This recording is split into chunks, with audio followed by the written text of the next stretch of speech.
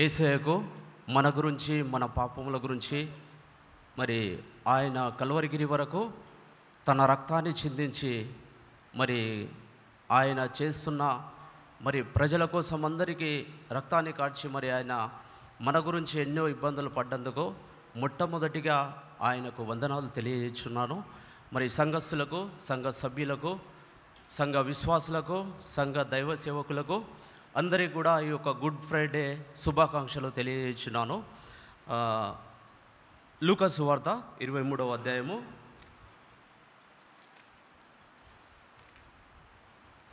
లూకా సువార్త 23వ అధ్యాయము 34వ వచనము ఒక్కరు చదివి వినిపించండి.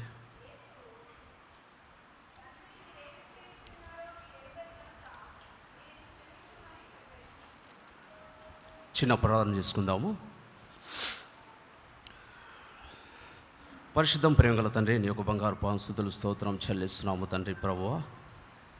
అవును తండ్రి ప్రభువా, మొట్టమొదటిగా తండ్రి ప్రభువా, మరి మీరు నాకు ఇచ్చిన ఒక సిలువ పైన మాట్లాడుచున్న 7 మాటల విషయంలో తండ్రి ప్రభువా, ఆ యొక్క మొదటి మాటను నాకు ఇచ్చినందుకు స్తుతులు స్తోత్రం చెల్లిస్తున్నాము తండ్రి ప్రభువా. తండ్రి వీరేం చేయించున్నారో వీరు ఎరుగరు కనుక వీరిని క్షమించు అని చెప్తున్నావు తండ్రి ప్రభువా. మరి మమ్మల్ని తండ్రి ప్రభువా మా నోటికి తోడుగా ఉండి సంఘంలో తండ్రి ప్రభువా మేమందరము తండ్రి ప్రభువా నీ చిత్తానుసారంగా జీవించే బిడ్డలము ఆశ్రయించి మా నోటికి మీరు తోడుగా ఉండి నీ కృపలము వాడుకుంటావని నజరేయుని యేసు నామమున అడుగుచున్నాం మా తండ్రి, ఆమేన్. యేసు ప్రభు మరి మొట్టమొదటి మాటగా తండ్రి లూకా సువార్త 23వ అధ్యాయము 34వ వచనంలో మనం చూసుకుంటే, తండ్రి వీరేమి చేయుచున్నారో వీరెరుగరు గనుక వీరిని క్షమించుడి అని చెప్తున్నాడు. కాబట్టి ఈ యొక్క మాట విషయంలో మనం చూసుకుంటే అక్కడ సిలువ పైన ఉన్నాడు. ఆ యొక్క పట్టణము కపాల స్థలము అని మనం అనుకోవచ్చు. కపాల అంటే బైబిల్ బోధిస్తుంది కపాల స్థలము, దానికి ఎబ్రీ భాషలో గొల్గోతా అని కూడా పేరు ఉన్నది అక్కడ. అయితే ఆ యొక్క యేసు ప్రభు మరి శిలువ పైన ఉండి తండ్రి వీరేమి చేయుచున్నారో వీరు ఎరుగరు కనుక వీరిని క్షమించుము, వీరిని క్షమించుము అని పదే సార్లు చెప్పినట్టుగా కూడా మనం చూసుకుంటాం. కాబట్టి అక్కడ ఎవరున్నారనేది మనందరం గ్రహించాలి. అక్కడ ఎవరున్నారు, ఎవరికి చెప్పారు? దేవుడు, తండ్రి, కుమారుడు ఉన్నాడు. ఇంకా మిగతా వాళ్ళు ఎవరున్నారు? మనందరం ఉన్నాం. అంటే నువ్వు, నేను, మనందరము పాపులమే. కాబట్టి అక్కడ మనందరము ప్రజలు కూడా ఉన్నట్టుగా మనం చూస్తున్నాం. కాబట్టి అక్కడ ఆ యొక్క 2000 సంవత్సరం కిందట యూదులు ఉన్నారు, అన్యులు ఉన్నారు, సామాన్య ప్రజలు ఉన్నారు, అధికారులు కూడా ఉన్నారు, దేవుని ఎరిగిన వారు ఉన్నారు, దేవుని ఎరగని వారు కూడా ఉన్నారు. కాబట్టి అక్కడ ఏమంటున్నాడంటే, ఈ యొక్క శిక్ష నేను ప్రజల పట్ల మోస్తున్నాను కాబట్టి వీరందరినీ క్షమించుమని ఆ యొక్క దేవాతి దేవుడైన యేసు ప్రభు పలికిన మాట విషయంలో మరి మనం చూసుకున్నట్టయితే ఆ యొక్క ప్రజల విషయంలో దేవుడు మొట్టమొదటిగా తండ్రి ఎవరికి కుమారుడు యేసు ప్రభు తండ్రికి చెప్తున్నాడు, వీరందరినీ క్షమించండి అని అన్నట్టుగా మనకు కనబడుతుంది. కాబట్టి మరి దేవాతి దేవుడు తండ్రి పట్ల మరి వీరందరినీ క్షమిస్తాడా, క్షమించడా అనేది మన బైబిల్ బోధిస్తుంది. అయితే లూకా సువార్తలో తండ్రి వీరేమి చేయుచున్నారో వీరెరుగరు వీరిని క్షమించుము అని చెప్పినప్పుడు తండ్రి అనే పదము మనం చూసుకుంటే బైబిల్ గ్రంథంలో 150 సార్లు మనము చూడొచ్చు. తండ్రి అనే పదము 150 సార్లు మనం చూడొచ్చు. అదేవిధంగా వీరేమి చేయుచున్నారు, ఈ యొక్క ప్రజలు ఏమి చేయుచున్నారు? మనందరము దేవుణ్ణి ఎరిగి వచ్చామా? దేవుణ్ణి నమ్మి వచ్చామా? నమ్మకుండా వచ్చామా? ఒక మాట అంటే దేవాతి దేవుడు నా కోసం ప్రాణం ఇచ్చాడని నేను నమ్ముతున్నాను, నేను ఎరుగుతున్నాను. ఇక్కడ ప్రజలు ఏం చేశారంటే ఎరగలేరు అన్నట్టుగా యేసు ప్రభు చెప్తున్నాడు. ఎరగలేడు. ఆ యొక్క కాలంలో దేవుడు చనిపోయిన వారిని లేపాడు, గుడ్డి వారిని స్వస్థపరిచాడు, కుంటి వారిని బాగు చేశాడు. మరి ఈ ప్రజలకు తెలియదా? మనం చెప్పుకుంటే మన యొక్క సంఘంలో మనము ఏమి చేస్తున్నాము అనేది మన అంతరాత్మకు తెలుస్తుంది. దేవుడు కూడా వాళ్ళకు తెలియదా అని ఈ యొక్క ప్రశ్న దేవాతి దేవుడైన యేసు ప్రభు, ఈ ప్రజలు వీరు చేయుచున్నది వీరు ఎరుగరు గనుక వీరిని క్షమించుము అని చెప్తున్నాడు. కాబట్టి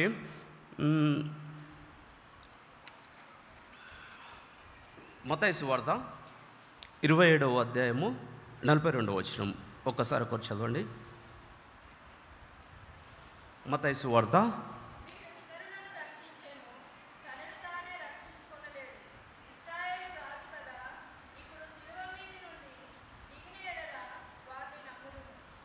ఈ యొక్క వచనము అందరు చదవాలమ్మా. చదువు వచ్చే వాళ్ళు ప్రతి ఒక్కరు చూస్తుంటేనే బాగుంటుంది. చదువు రాని వాళ్ళంటే ఓకే, చదువు వచ్చే ప్రతి ఒక్కరూ బైబిల్లో చూడాలి. కంటి చూపు తగ్గిందంటే పర్వాలేదు, కంటి చూపు మనకు ఉన్నది కాబట్టి ప్రతి ఒక్కరు బైబిల్ చూస్తే అంటే మళ్ళీ ఒకసారి చదవండి అమ్మా.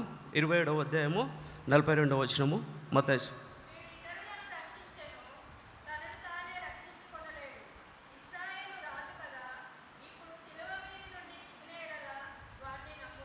చూడండి, ఇక్కడ ఆ యొక్క ప్రజలు, అక్కడ ఉన్న ప్రజలే ఆ కపాల స్థలంలో ఉన్నప్పుడు ఈయన ఒక రాజు చాలామందిని బాగు చేశాడు. మరి ఇక్కడి నుంచి ఈయన తప్పించుకోలేడా? ఇక్కడి నుంచి తప్పించుకుంటే నేను నమ్ముతాను అని ఆ యొక్క వ్యక్తి చెప్తున్నట్టుగా మనకు కనబడుతుంది. ప్రతి ఒక్క మనిషిలో ఏదో ఒకటి ఉంటుంది. ఉదాహరణ, దేవుణ్ణి నమ్ముకుంటే మా కష్టాలు వస్తాయి, దేవుణ్ణి నమ్ముకుంటే అంటే ఎందుకు కష్టాలు వస్తాయి? మనిషి అన్నప్పుడు కష్టాలు వస్తాయి, ఇరుకులు వస్తాయి, ఇబ్బందులు వస్తాయి. ప్రతి ఒక్క సమస్య ఉంటుంది ప్రతి ఒక్కరికి. ఏ సమస్య లేకుండా సాఫీగా వెళ్ళిపోయే జీవితం అంటే ఎవరిది లేదు. యేసు ప్రభు అదే చూపించండు మన అందరికీ. ఆయన ఒక దేవాతి దేవుడై మనుష్య కుమారునిగా ఈ యొక్క లోకానికి వచ్చి మరి ఆయన తన ప్రాణాన్ని త్యాగం చేసినప్పుడు ఈ యొక్క వ్యక్తి, నేను నమ్ముతాను, నువ్వు ఎప్పుడైతే అక్కడి నుంచి తప్పించుకొని వెళ్తావో, సిలువ పైన ఉన్నావో, నువ్వు రాజు అని చెప్తున్నావు. కొంతమందిని స్వస్థపరచాలని చెప్తున్నారు ప్రజలు.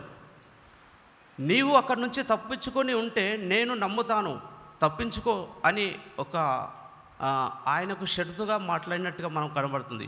అంటే షరతు అంటే ఒక వ్యక్తి చేసే క్రియలను చూసి కూడా ఒక వ్యక్తి కొందరు వేలను కూడా చేసేటోళ్ళు ఉంటారు, అరే అన్నట్టుగా. అంటే ఇక్కడ యేసుప్రభును కూడా ఆ విధంగానే ఒక వ్యక్తి ఆ యొక్క మాట ద్వారా ఇక్కడి నుంచి నువ్వు తప్పించుకుంటే నేను నిన్ను నమ్ముతాను అన్నట్టుగా మనకు ఇక్కడ కనబడుతుంది. కాబట్టి అదే మనము యేసుక్రీస్తు పైన నేర ఆరోపణలు 2 పెడతారు. అది ఏంటంటే, నేను రాజునని చెప్పుకున్నావు, కైసారు వాళ్ళకు ప్రభుత్వానికి వాళ్ళకు ఏంటంటే ఆ పన్ను కట్టొద్దని కూడా నువ్వు చెప్పావు. ఇంకోటి ఏంటంటే 3 దినములలో నేను ఈ యొక్క మందిరాన్ని తీసేసి కడతానని చెప్పాడు అని అంటారు. అంటే ప్రజలు ఎప్పుడే కానీ సత్యము ఏం బోధిస్తుందంటే, న్యాయస్థానం ఏం బోధిస్తుందంటే, ఆ యొక్క న్యాయస్థానము సాక్షులు ఇంపార్టెంట్ దేనికి కానీ, సాక్ష్యము. ఇక్కడ పిలాతు అనే ఒక రాజు ఉన్నాడు, హేరోదు రాజు. పిలాతు ఒక ఉప ముఖ్యమంత్రి, ముఖ్యమంత్రి అనుకుందాం. అయితే పిలాతు ఉన్నాడు, పిలాతు తర్వాత హేరోదు రాజు ఉన్నాడు. అందరూ సరిగ్గా వినాలమ్మా, అందరూ నిద్రపోయే వాళ్ళు నిద్రపోతున్నారు. ఎందుకంటే మనం దేవుణ్ణి నమ్మి ఆయన మన పాపముల గురించి రక్తాన్ని చిందించాడు, మన పాపముల గురించి ఆయన 1 తక్కువ 40 దెబ్బలు పడ్డాడు అన్నట్టుగా మనం చూస్తున్నాము. కీర్తన 129 3వ వచనం ఒకసారి చదవండి. కీర్తన 129 3వ వచనము.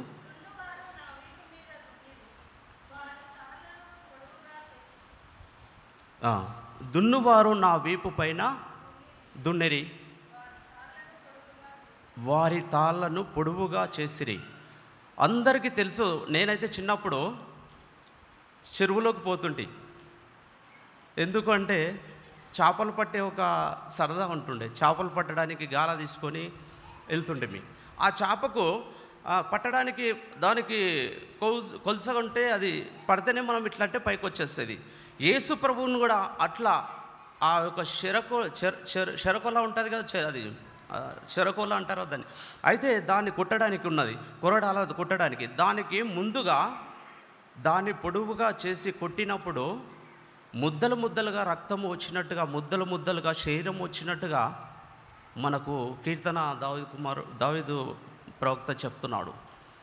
ఆ యొక్క రక్తము కొట్టినప్పుడు ఒకటి తక్కువ 40 దెబ్బలు తిన్నాడు కాబట్టి ఆ ఒక్కొక్క దెబ్బకు ఎంత శరీరము బయటికి రావచ్చు, అది మనం నమ్ముచున్నామా? అంతే, ఆయన దెబ్బలు తిన్నాడు మామూలుగా అయిపోయి, మనం బాగున్నాం కదా అని అనుకోవచ్చు. ఒకటి తక్కువ 40 దెబ్బలు తిన్నప్పుడు, ఒక్కొక్క శరకోల కొట్టినప్పుడు ఆయన ఒళ్ళంతా, వ్యవసాయం చేసిన వాళ్ళు చాలా ఉండొచ్చు, అక్కడ పొలము పైన దున్నినప్పుడు 1 ఫీట్ వరకు లోతుకెళ్తుంది, 1 ఫీట్ వరకు లోతుకెళ్తుంది ఆ ఒక పొలమును దున్నినప్పుడు. బైబిల్ కూడా అదే బోధిస్తుంది దేవుని గురించి.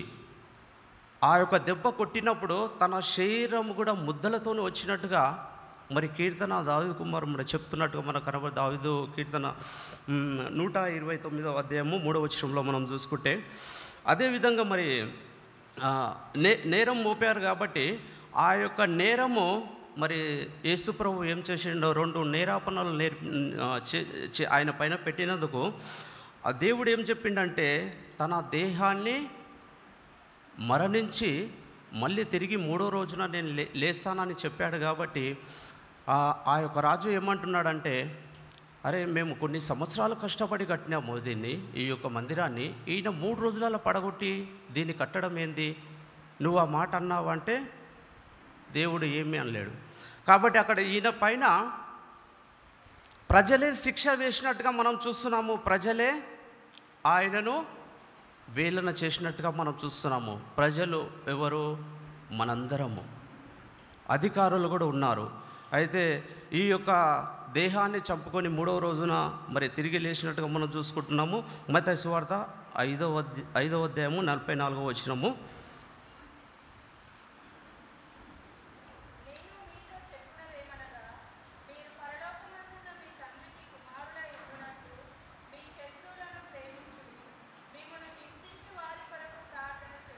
చేయుడు.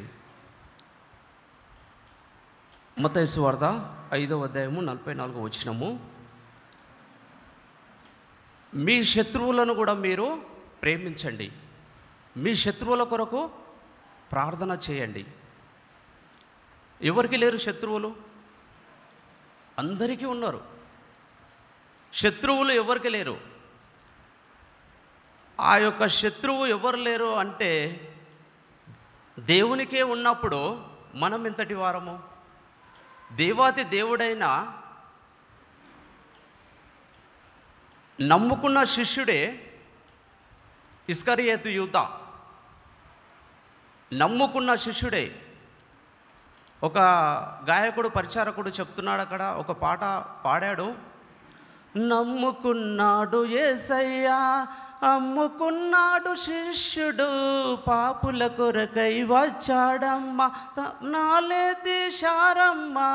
నమ్ముకున్నాడు యేసయ్యా, అమ్ముకున్నాడు శిష్యుడు, పాపుల కొరకై వచ్చాడమ్మా, ప్రాణాలే తీశారమ్మా. ఈ మనుషులలోనే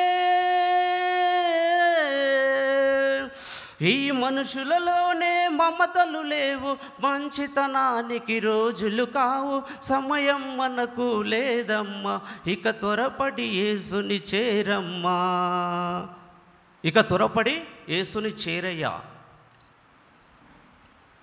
మరి ఆ యొక్క శిష్యుడు ఇస్కరియోతు యూదా, ఇస్కరియోతు అని తన కుటుంబం ఇంటి పేరు యూదా అని తన పేరు కాబట్టి ఈ యొక్క ఇస్కరియోతు యూదను ప్రధాన యాజకులు ఆయనను వాడుకున్నట్టుగా మనం చూస్తున్నాం.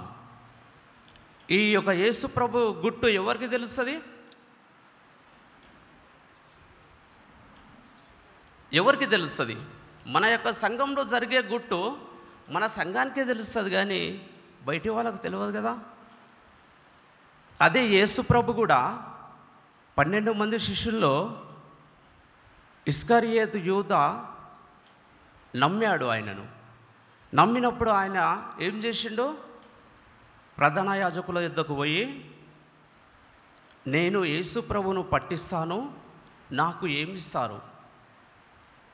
మీకు అందరికీ తెలిసే ఉండొచ్చు. ఏమిస్తారు అంటే 30 వెండి నాణ్యములకు ఆయనను వేలన వేసినట్టుగా మనం చూస్తున్నాం. 30 వెండి నాణ్యం. ఎవరు? బయటివారు కాదు, తన పక్కనున్న శిష్యుడే. అంటే ఎందుకు ఆయనను వాళ్ళు ఆయనకు డబ్బు అది ఆ యొక్క వెండినిచ్చారు? యేసు ప్రభు ఎక్కడ పోయి ఎక్కడ ఏ టైంలో ఎక్కడ తిరుగుతాడో, ఎక్కడ ప్రార్థన చేస్తాడో, ఏ టైంలో ఎక్కడ ఉంటాడో, ఏ టైంలో పరిచర్య చేస్తుంటాడో, ఇవన్నీ ఎవరికి తెలుస్తాయి? యేసు ప్రభు పక్కనున్న వారికే తెలుస్తాయి. కాబట్టి మరి యేసు ప్రభు పక్కనున్న యూదా ఇస్కరియోతు యూదా మరి 30 వెండి నాణ్యములకును నేను మీకు యేసు ప్రభును అప్పగిస్తానని చెప్పినప్పుడు వారు 30 వెండి నాణ్యములు ఇచ్చారు. మరి అదేవిధంగా మనం చూసుకుంటే మన పాత నిబంధనలకు వస్తే యోసేపు కూడా 20 వెండి తులములకు కూడా ఆయన నమ్మినట్టు మనం చూసాము. అంటే యోసేపుకు యేసు ప్రభువుకు దగ్గరి సంబంధం ఉందన్నట్టుగా మనం చూసుకోవచ్చు. దగ్గరి సంబంధం అంటే మన గృహాల్లో అనుకుంటాం, మనం అన్నదమ్ముల పిల్లలు, అక్కచెల్లెళ్ళ పిల్లలు, అలా ఆ విధంగా అనుకుంటాం కదా. యేసు ప్రభువుకు యోసేపుకు కూడా దగ్గరి సంబంధము. మనం ఇంతకుముందు చదువుకున్నాము, లూకాసు వార్త 23వ అధ్యాయము 34వ వచనంలో చదువుకుంటే, ఆయన బట్టలను చీట్లు వేసిరి. యోసేపును కూడా అమ్మి ఆయనను పులి ఏదో జంతువు తిన్నదని మరి యాకోబుకు చెప్పినట్టుగా మనం చూస్తున్నాము. తన తండ్రి మరి యాకోబు తన తండ్రి యోసేపు తండ్రి మాట జబదాతలేడు కాబట్టి ప్రతి ఒక్క విషయము యోసేపు పోయి యాకోబుకు చెప్పేవాడు. ఈ యొక్క యేసు ప్రభు కూడా ప్రతి ఒక్క విషయము తన తండ్రికి చెప్తున్నట్టుగా మనం చూస్తున్నాము. ప్రతి ఒక్కటి ఏది కానీ ప్రార్థన చేసిండు, ఏది కానీ దేవునికి ఇష్టపూర్వకంగా జీవించాడు, కానీ దేవునికి విరోధంగా ఎక్కడ జీవించినట్టుగా మనం చూస్తలేము. దేవుడు అంటే మీకు అంటే తండ్రి, కుమార, జనులు, ఈ యొక్క మాటలో మనకు కనబడుతుంది. తండ్రి కనబడుతున్నాడు, కుమారుడు కనబడుతున్నాడు, జనాభా కనబడుతుంది. కాబట్టి తండ్రి విషయంలో యేసు ప్రభు ఆయన చిత్త ప్రకారమే చేసినట్టుగా మనం చూస్తున్నాం. కాబట్టి అదే లూకాసు వార్త 16వ అధ్యాయము 24వ వచనము 25వ వచనము చదవండి అమ్మ ఒకరు.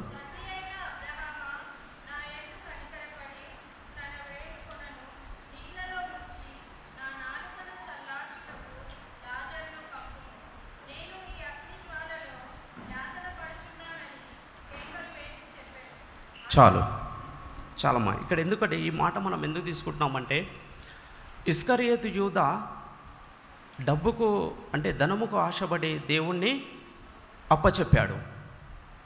ఇక్కడ ధనవంతుని విషయంలో మనం చూసుకుంటే లాజరు ధనవంతుని దగ్గర ఆయన తింటున్న ఈ యొక్క బల్ల కింద పడ్డది తీసుకొని తినే వ్యక్తి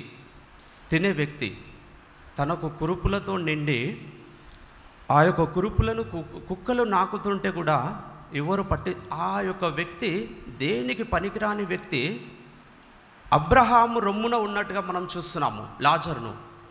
అదే ధనవంతుడు ఎక్కడ ఉన్నాడు? అగ్ని జ్వాలలలో, మండుచున్న మంటలలో. చిన్న మంటకాడ మనం నిలబడాలంటే కూడా నిలబడలేం. ఎన్ని అరుపులు వస్తుండొచ్చు, ఎంత అరుపులు చేస్తుండొచ్చు ఒక్కసారి మనం ఊహించుకుంటే. ఆ అగ్ని జ్వాలలలో మరి అబ్రహాము రొమ్మున లాజరు ఉన్నప్పుడు ఈ యొక్క ధనవంతుడు అగ్నిజ్వాలల్లో ఉన్నట్టుగా మనం చూస్తున్నాము. అంటే ఈ యొక్క ధనవంతుడు లోకం మీద చాలా సుఖపడ్డాడు. ఆ యొక్క లాజరు ఈ యొక్క లోకంలో తినడానికి తిండి లేదు, దేవుని నమ్మాడు. కాబట్టి ఇక్కడ మరి ధనవంతుని విషయంలో మనం చూసుకుంటే, ధనవంతుడు అగ్నిగుండంలో ఉన్నప్పుడు ఆ లాజరు గుర్తుకొచ్చినప్పుడు అంటే ఈయన చనిపోయాడు, ఆయన చనిపోయాడు, ధనవంతుడు చనిపోయాడు, లాజరు చనిపోయాడు. ఇద్దరు చనిపోయినాక మరి అక్కడ మరి ఆ యొక్క రాజ్యం అక్కడ పరలోక రాజ్యం అనొచ్చు, నరకము అనొచ్చు. మనం ఎక్కడ పోతాం అనేది నాకే తెలియదు, కానీ మనం ఎక్కడ పోతాం అనేది మనకు తెలుసు.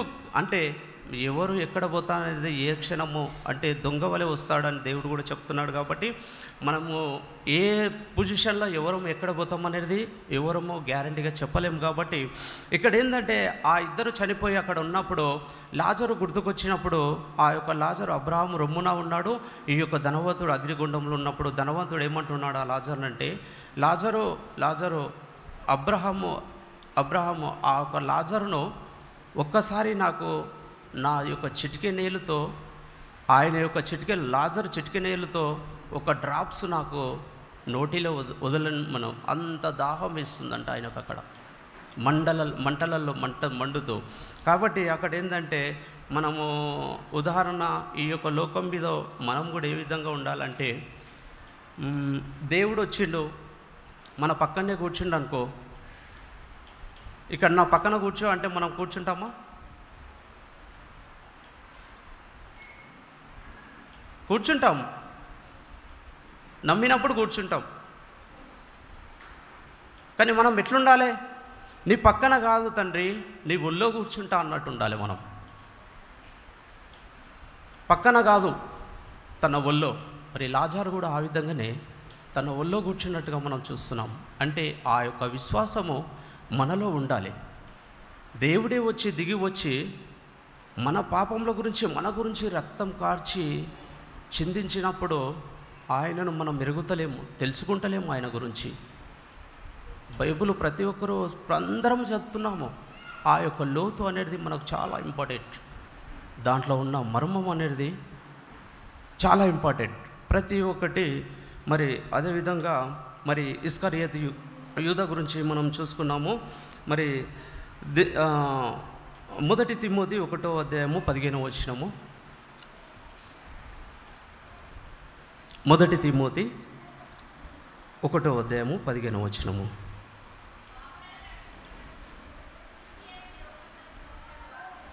కొంచెం గట్టిగా చదవండి అమ్మా.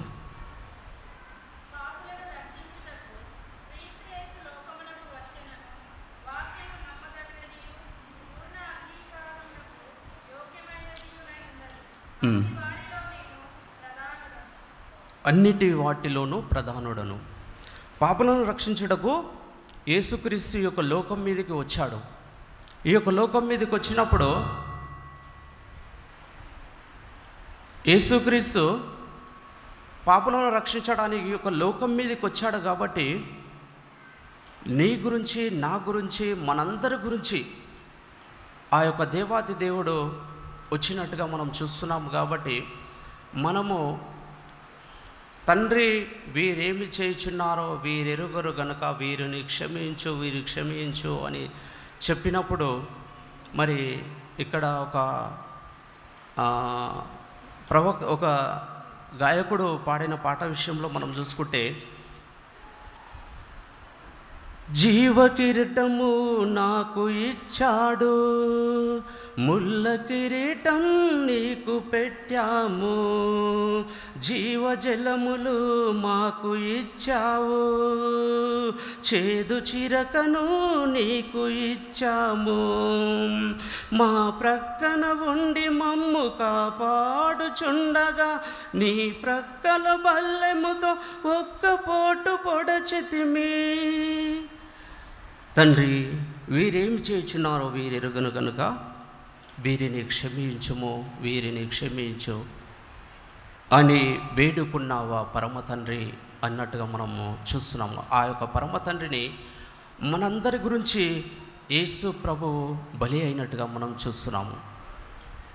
యేసు ప్రభువు మనందరి గురించి బలి అయినట్టుగా మనం చూస్తున్నాము. కాబట్టి అదేవిధంగా మరి ఆయనకు ముళ్ళ కిరీటం పెట్టాము. ఎవరు పెట్టలేరండి. నేను పెట్టలేను, అప్పట్లో వాళ్ళు పెట్టిరు కాదు, అది ఎవరు పెట్టలేరు. మనమే పెట్టినాం ముళ్ళ కిరీటం, మనమే పక్కలో పొడిచాం. అప్పట్లో మా అయ్య ఒడిచిండు, నేను ఒడవలే కాదు. ఇది అందరికీ వర్తిస్తుంది ఆ ఒక మాట. అప్పట్లో మా తాత పొడిచిండు, నేను ఒడవలే కాదు. ఇప్పటికి కూడా మనందరము విశ్వాసంతో జీవిస్తే అందరిలో మరి ఆ యొక్క కపాల స్థలంలో పలికిన 7 మాటల విషయంలో ఆ యొక్క దేవాతి దేవుడు ఈ యొక్క లోకమంతా ఆయన యొక్క ప్రచారము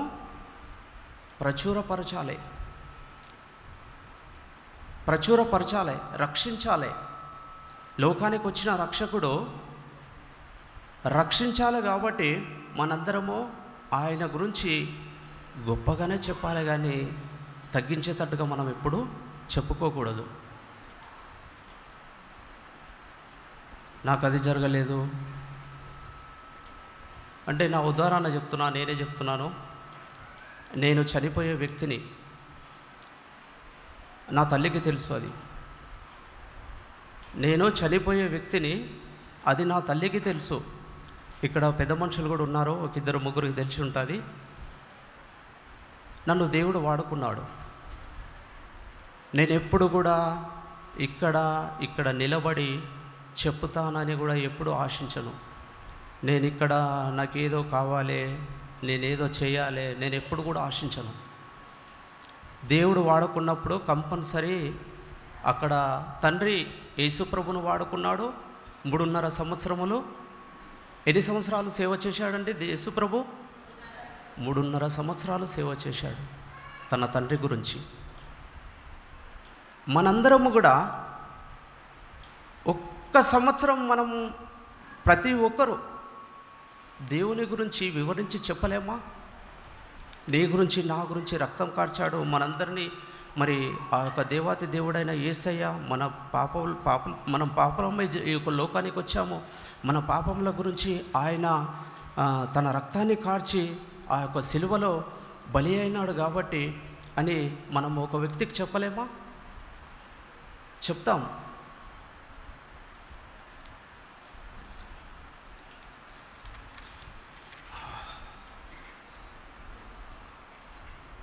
మొదటి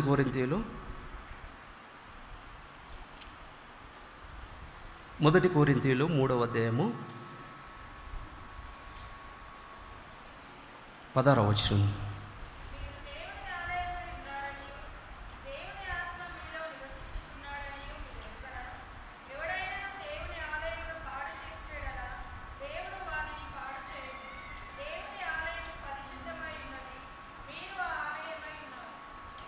చూడండి, దేవుని ఆలయము పరిశుద్ధమైంది. ఒకరొకరు అంటారు, అంటే ఎవరి కీచపరిచినట్టుగా నేను చెప్పట్లేదండి, ఎక్కడ అయినా కానీ ఉంటాడు దేవుడు అని అంటారు. వెతుకుమని చెప్తున్నాడు. దేవుణ్ణి వెతకాలి. అనుకున్న దగ్గర దేవుడు ఏడుంటాడో నీ వస్తువు పోయింది ఒక దగ్గర అంటే ఆన్నే నువ్వు వెతుకుతే ఆ వస్తువు దొరుకుతుంది. వెతుకుడి దొరుకును, తట్టుడి తీయబడును అని చెప్తున్నాడు. ఈ యొక్క ఆలయము పరిశుద్ధమైనది. అవన్నిటిని మనం పరిశుద్ధమైనవి అంటామా? అనలేము. ఈ యొక్క స్థలం ఆవరణమే పరిశుద్ధమైందని మనం చెప్పుకోగలుగుతాం. అన్నిటినీ పరిశుద్ధమని అనలేము. ఆ యొక్క పరిశుద్ధ ఆలయంలోనూ చదవండి అమ్మ, మళ్ళీ ఒకసారి చదవండి.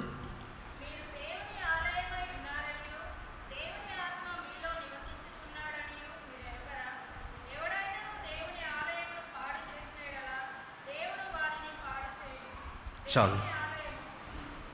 ఎవడైనాను దేవుని ఆలయమును పాడు చేసిన ఎడల దేవుడు వారిని పాడు చేయను. ఇది మనం అంటలేము, పరిశుద్ధ బైబిల్ బోధిస్తుంది. మనం ఎప్పుడు ఒక వ్యక్తికి సహకరించే వారిగా ఉండాలి, కానీ ఒక వ్యక్తికి అంటే మా మన్మడు ఉంటాడు చిన్న ఆయన తప్పులు చేస్తుంటాడు అప్పుడప్పుడు. అంటే నేను ఒక్కోసారి ఆయనను చూసుకుంటే నవ్వు వస్తుంటుంది. మా మన్మడు ఆయన ఒక్కోసారి నేను ఎట్లా చేస్తే అట్లా చేస్తుంటాడు. అయితే మనము వాళ్ళు చేసేదానికి, చిన్నపిల్లలు చేసేదానికి ఎంకరేజ్ చేస్తున్నామా లేదా అంటే మంచిది చెడ్డదని మనకు తెలిసిపోతుంది, నాకు తెలిసిపోతుంది. మా ఒక చిన్న పిల్లగాడు ఆ తప్పు చేసినప్పుడు దాని నుంచి మనం తీసుకొస్తాం, మన తండ్రి కూడా అదే. యేసు ప్రభు మనందరి గురించి మీరు ఈ యొక్క లోకంలో తప్పుగా జీవిస్తున్నారు, తప్పుగా ఉంటున్నారు, లోకాశలకు లోనై ఉంటున్నారు, ఈ యొక్క లోక మాలిన్యం అంతా మీరు అంటించుకొని తిరుగుతున్నారు. కాబట్టి ఈ విధంగా జీవించండి అని ఒక క్రియ రూపంగా చూపించిండు. మనందరము చూసినాం దాన్ని. మీరు చూసిరా? మీరందరూ చూసిరా?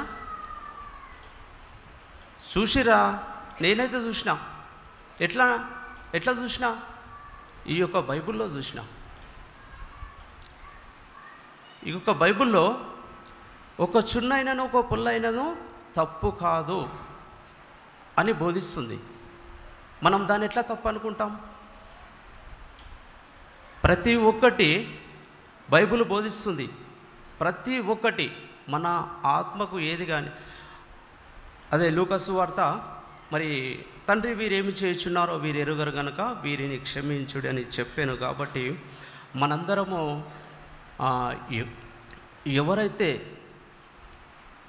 నమ్ముకోలేకపోవచ్చున్నారో, విశ్వాసంగా ఉండలేకపోవచ్చున్నారో, ఎవరైతే దేవుని యందు తిరగలేక ఉంటున్నారో, ఎవరైతే ఈ క్షణమే దేవుడు మన గురించి ప్రాణాలు పొడగొట్టుకున్నాడు, దేవుడు మన గురించి రక్తాన్ని చిందించాడు, మరి ఇస్కరియోతు యూదలాగా మనం జీవించకుండా మన పక్కలే ఉండి మన వెన్నుపోటు పొడిచేవారు మనకు వద్దు. మన పక్కనే ఉండి మనకు వెన్నుపోటు పొడిచేవారు మనకు వద్దు. మనం ఎప్పుడు కానీ తండ్రి చిత్తాన్ని జవదాటకూడదు. తండ్రి చిత్తము బైబిల్ చెప్తున్నది. అక్కడ ఏంటంటే నేను చాలాసార్లు యేసు ప్రభు 3 సార్లు ప్రార్థన, అంటే సిలువ వేయడానికి వెళ్ళినప్పుడు 3 సార్లు ప్రార్థన చేసుకున్నాడు. 3 సార్లు కూడా ఏమని చెప్పాడండి అంటే మీకు తెలిసినట్టుగా ఉంటే, అక్కడ నా చిత్తము కాదు ప్రభువా, సమస్తము నీ చిత్తము జరగాలి. 1000 మంది ఉంటే 1000 మందిని ఆయన వెళ్ళిపోలేడా?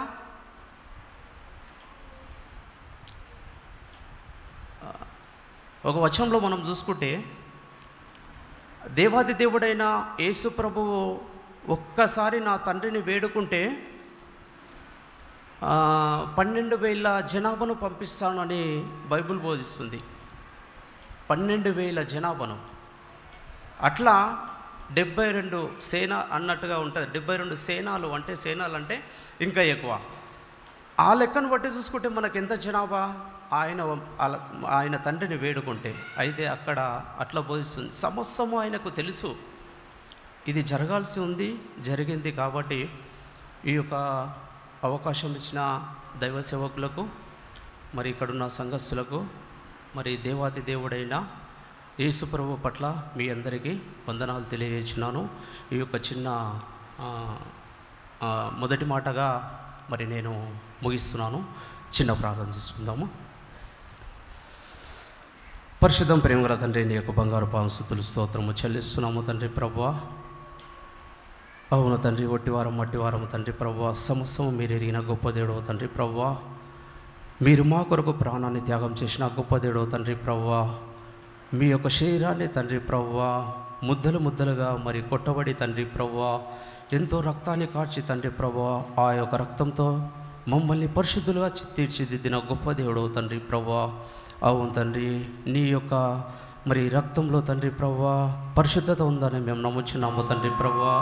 నీ యొక్క ఆలయంలో తండ్రి ప్రభువా, మరి ఈ యొక్క పరిశుద్ధ ఆలయంలో తండ్రి ప్రభువా, మేమందరము తండ్రి ప్రభువా, మా యొక్క సంఘస్థులైన ప్రతి ఒక్క బిడ్డ తండ్రి ప్రభువా, మరి నీ యొక్క ఈ యొక్క శిలువ మీద పలుకుచున్న 7 మాటల విషయమై తండ్రి ప్రభువా అందరము ఏకమై తండ్రి ప్రభువా ఆ యొక్క వాక్య ఉపదేశమును వినడానికి వచ్చిన ప్రతి ఒక్క బిడ్డను ఆశ్రయించి నీ కృపలో వాడుకున్నాము తండ్రి. అవును తండ్రి, ఒక్కొక్క మాట విషయంలో తండ్రి ప్రభువా ప్రతి ఒక్కరికి వారి హృదయాల్లో నాటబడి తండ్రి ప్రభువా వారు తండ్రి ప్రభువా నీకు మహిమకరంగా జీవించే బిడ్డలుగా వారిని ఆశ్రయించి మా యొక్క సంఘాన్ని నీ యొక్క కృపలో వాడుకొని తండ్రి ప్రభువా మంచి ఆయుష్లతో ప్రతి ఒక్కరిని ఉంచి తండ్రి ప్రభువా నీకు మహిమకరంగా జీవించే బిడ్డలు మమ్మ ఆశ్రయిస్తావని నజరేయుని యేసు నామమున అడుగుచున్నాము మా తండ్రి. ఆమేన్.